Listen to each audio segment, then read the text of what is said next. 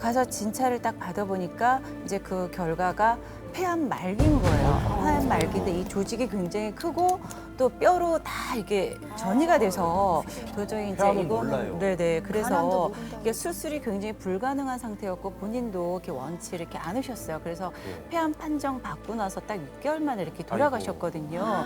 근데 지금 이제 아빠가 그런 이제 상황이 되기 이전에 스트레스 받고 이럴 때 아빠가 이제 혈색이 좀 약간 열꽃이라고 그러죠. 빨갛게 이제 이렇게 일어나는 거예요. 네. 근데 제가 나이가 이제 저도 좀 이제 얼추 이제 20대처럼밖에 안 보이지만 많이 넘었어요.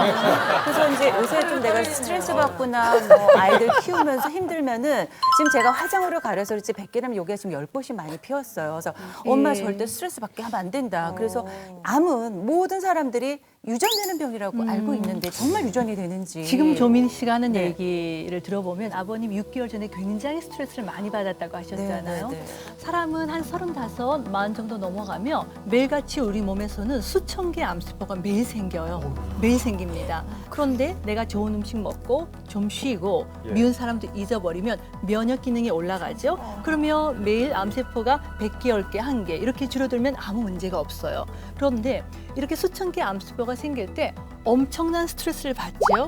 그러면 면역 기능이 떨어지거든요. 근데 우리가 면역 기능이 떨어지는 걸 어떤 것들로 알 수 있나요? 예를 들면 얼굴에 지루성 피부염이라고 네네. 불긋불긋해지면서 기름도 많이 흐르고 여러 가지 껍질같이 벗겨지는 것도 있죠. 네네네. 어떤 사람은 감기가 많이 걸리는 경우도 있고 또 어떤 사람은 입안이 허는 경우도 있잖아요. 그러면 우리가 어떤 극심한 스트레스를 받은 6개월 후에는 암 검사를 해보라고 이야기를 해요.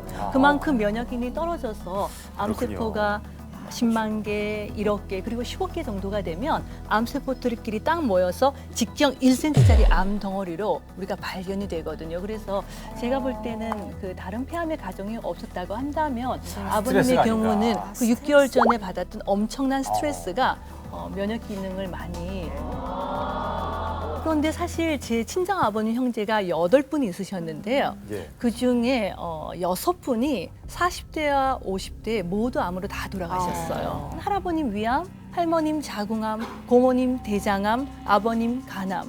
정말 골고루 다양한 다르시네요. 암으로 돌아가신 거예요. 그렇다면 그건 어떤 유전성이라기보다는 엄청난 스트레스 때문이죠. 사실은 제 부모님이 그렇게 암으로 일찍 돌아가신 이유가 이게 대대로 조금 독특한 교육을 받았어요. 예를 들면 여자는 방석 가운데 앉아라.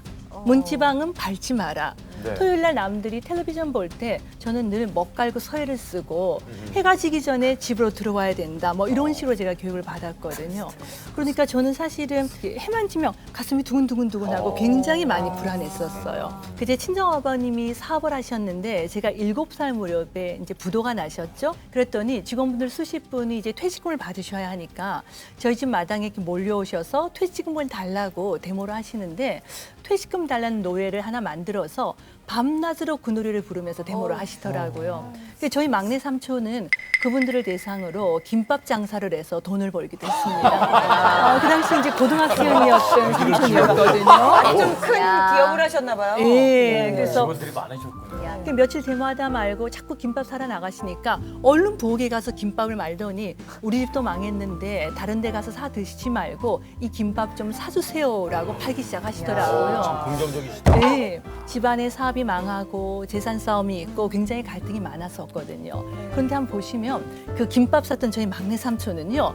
재산 싸움이 있고 이 복잡한 와중에서 나는 도저히 이런 복잡한 집안에서 살 수는 없다라고 상경을 하셔서 혼자 이제 열심히 살아갔고 또 굉장히 성격이 좋은 숙모님을 만나셨어요. 그래서 사실은 다른 아버님 형제분들은 엄청난 스트레스 틈바구니에서 못 견뎌서 거의 암으로 일찍 돌아가셨는데 그 삼촌은 지금도 굉장히 건강하게 잘 살고 계시거든요. 되게 중요한 게. 예, 스트레스라는 게 참. 예. 그리고 지난번에 자기에서 얘기했지만 제가 36살에 예. 이제 좀 안 좋은 혹으로 발전하는 대장에 이제 혹도 뗐었잖아요. 네. 그러다 보니까 우리 애들 클 때까지는 암으로 죽지 않아야겠다 결심을 해서 이렇게 말도 많아지고요. 요즘은 양재천 걸으면서 남 욕도 많이 합니다. 그러니까 최양락 씨 저 구박하지 마시고 제가 좀 얘기해도 잘 그래요, 봐주셨으면 그래요. 좋겠어요. 알겠습니다. 해골치가 있는데 되게 지금 해골치. 근데 말이죠. 보통 보면은 이 가족력이 있어서 그러니까. 얘기를 하시거든요. 예, 이성미 씨 이성미 어떠세요? 씨. 왜냐하면 저 같은 경우에는